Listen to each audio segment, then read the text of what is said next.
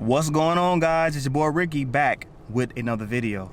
So today I am meeting up with one of my good friends in the military. She has just came home from, I believe it's a nine-month deployment in Afghanistan, and we're meeting up to just have some lunch and catch up.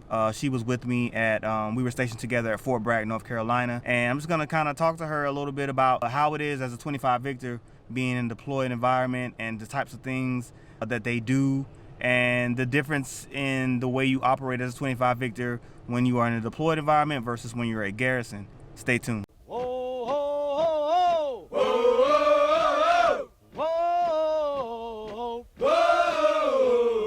whoa, whoa, whoa, whoa, whoa. I'm Staff Sergeant Ambraea Johnson. I work with the 55th Signal Company. So I deployed in support of Operation Inherent Resolve. I deployed with the Combined Joint Task Force and also the Special Operations Joint Task Force. So I spent about 3 months helping to train partner forces on ranges, CLS, those type of things. And then I also spent 6 months in Syria training partner forces. The main mission for Syria is to train, advise, and assist partner forces. And then when it comes to training, it's the same thing. You train them. I'm trying not to say too much. When you train the partner forces, you train them to act as their own military. You want them to be able to act on their own. But I also spent a lot of my time in Syria working with the civil affairs team for humanitarian aid. And that's the part that was most important to me, because you interacted with the local population, you interacted with the kids, you gave out water, soccer balls. They showed you appreciation because you gave them things that they never really had access to. So that's what I just came back from. In a nutshell, I got to tell the story of what U.S. forces do to help our partner nations to stand up their own militaries and to stand up for themselves. Being a 25 Victor in garrison and being a 25 Victor in a deployment environment is completely different. It is a whole different realm. In garrison, depending on if you're a soldier or, well, everybody's a soldier, depending on if you're lower enlisted or if you're an NCO, you go out on missions, you support those types of things at home that people don't normally get to see. But you also do your regular paperwork. You know, you're on a schedule. You're at PT at 6:30 in the morning. You're still at work at 9. Nothing usually happens out of the ordinary in garrison. When you're a 25 Victor in a deployed environment, anything can happen at any given time. An alarm can go off because an ID went off in the village and you have to wake up and you have to defend the base.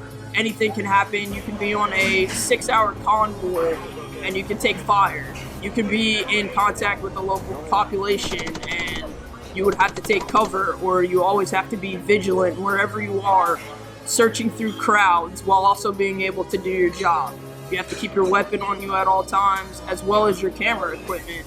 And it's a lot different when you have to operate like that because you're always looking over your shoulder, so to speak.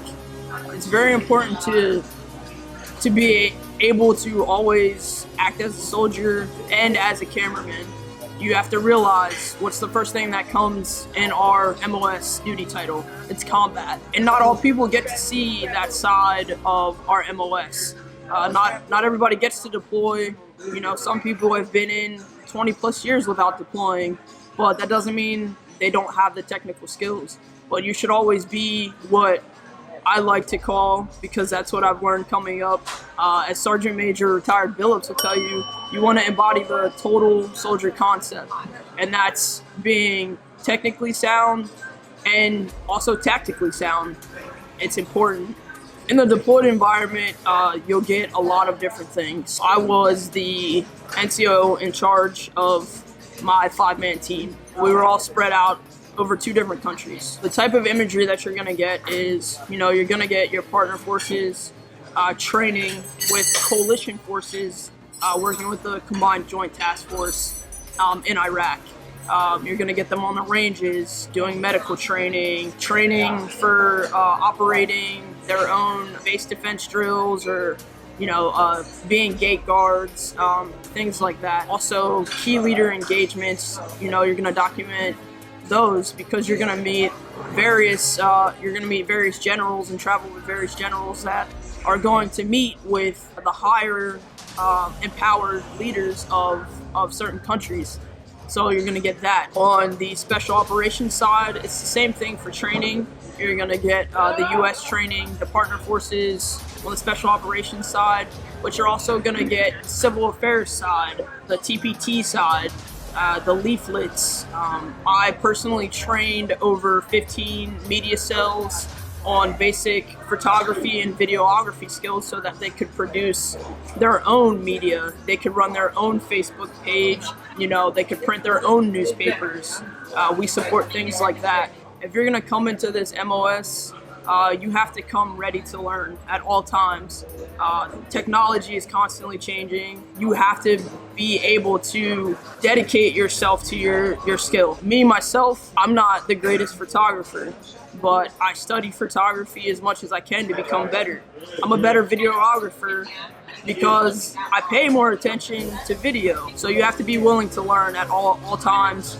You have to be willing to take constructive criticism because people are going to critique your work around every corner, and people are always going to have something not so good to say about your products because there's going to be certain things that stand out. Be ready to learn, be open, be yourself, but always stay true to who you are. Always remember that you're part of the best MOS in the United States Army.